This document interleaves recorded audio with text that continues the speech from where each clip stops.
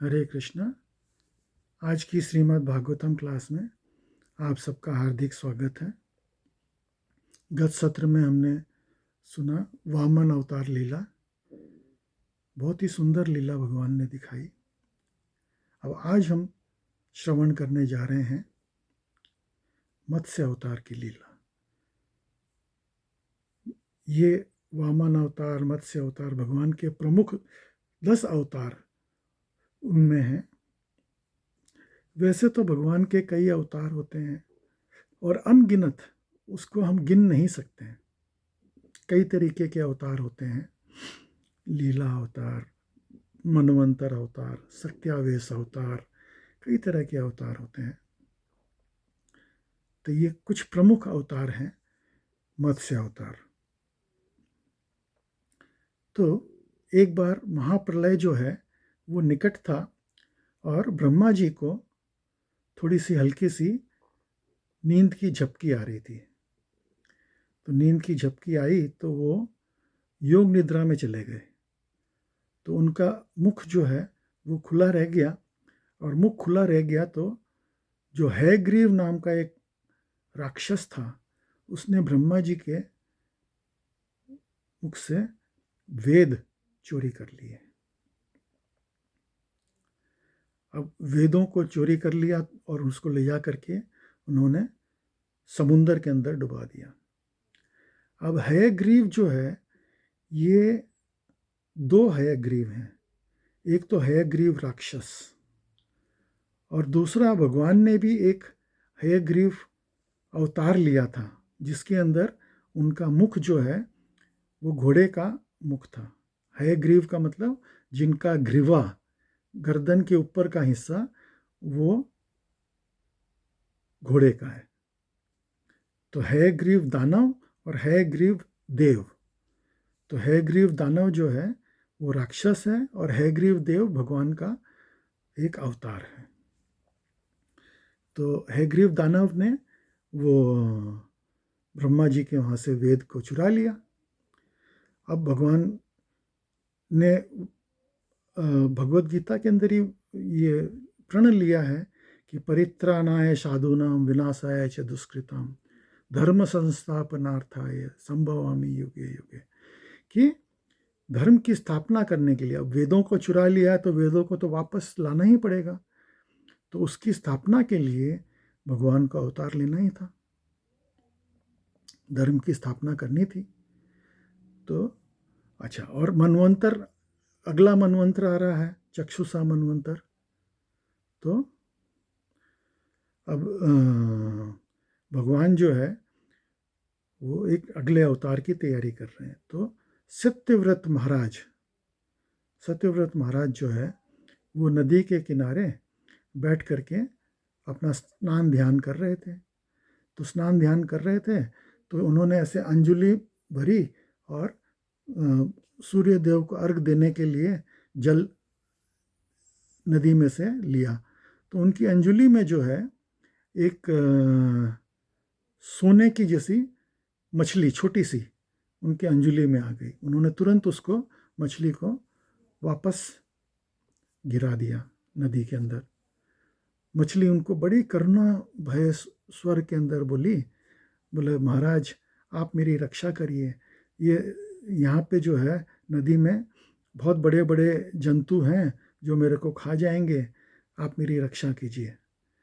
तो महाराज को दया आ गई।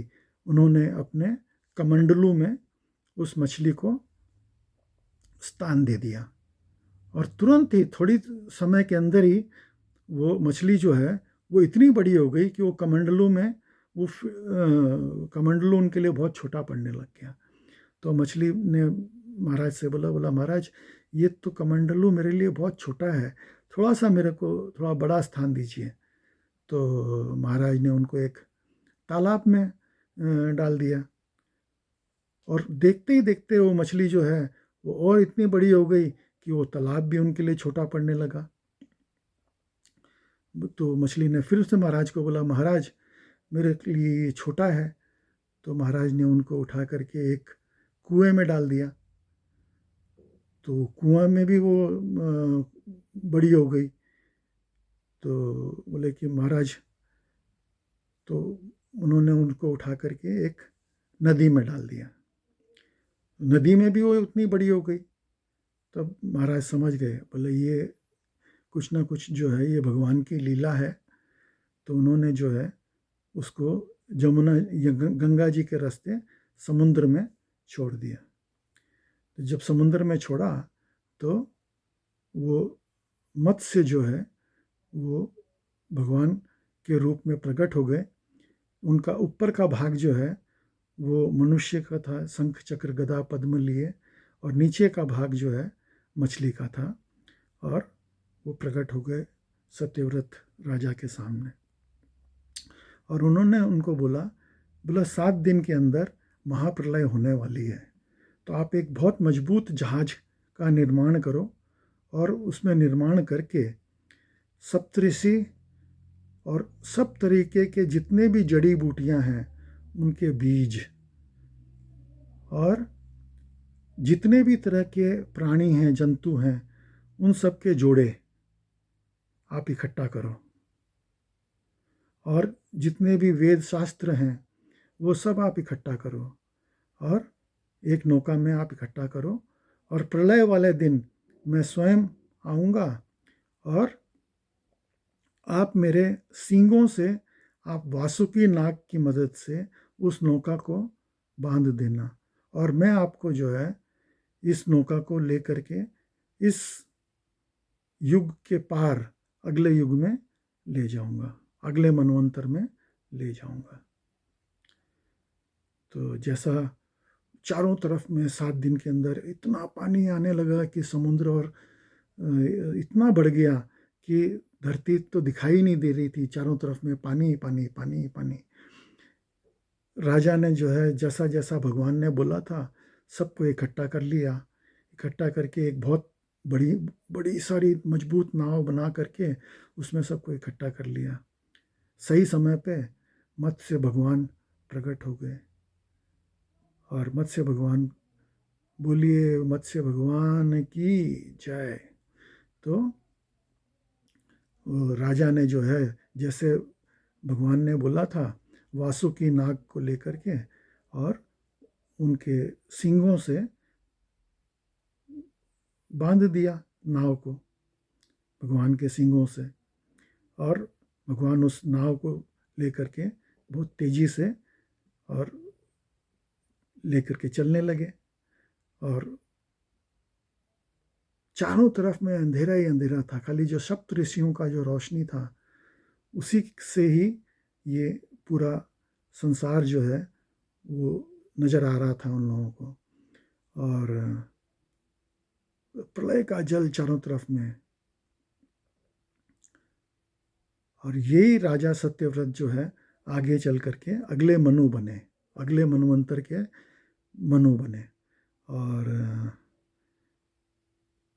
ये मत्स्य भगवान के साउथ इंडिया के अंदर, कांजीकोड के अंदर, वायनाड के अंदर बहुत बड़े बड़े विशाल मंदिर हैं वह मत्स्य भगवान के, देखने लायक बहुत सुंदर मंदिर हैं। कभी आप लोगों का मौका लगे तो ज़रूर जा कर के दर्शन करिए, और बहुत ही सुंदर दर्शन है। तो इस तरह से वो मत्स्य भगवान इन लोगों को लेकर के चले।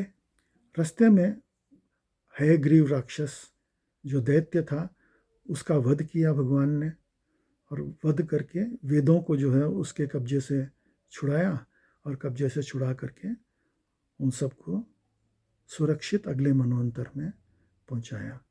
तो ये मत्स्य भगवान की कथा थी जो जिसके लिए उनका अवतार हुआ था, हयग्रीव राक्षस का वध करना, वेदों की रक्षा करना, और अगले मनवंतर में पहुंचाना, प्रलय के जल से सबको बचाते हुए अगले मनवंतर में पहुंचाना। बोलिए मत्स्य भगवान की जय। तो आज की श्रीमद् भागवतम क्लास में आप सब सम्मिलित हुए उसके लिए बहुत बहुत धन्यवाद। हरे कृष्णा। कल के सत्र में हम सुनेंगे कि कैसे बलराम जी का विवाह रेवती जी के साथ में हुआ। तो ये कथा हम कल सुनेंगे। हरे कृष्णा।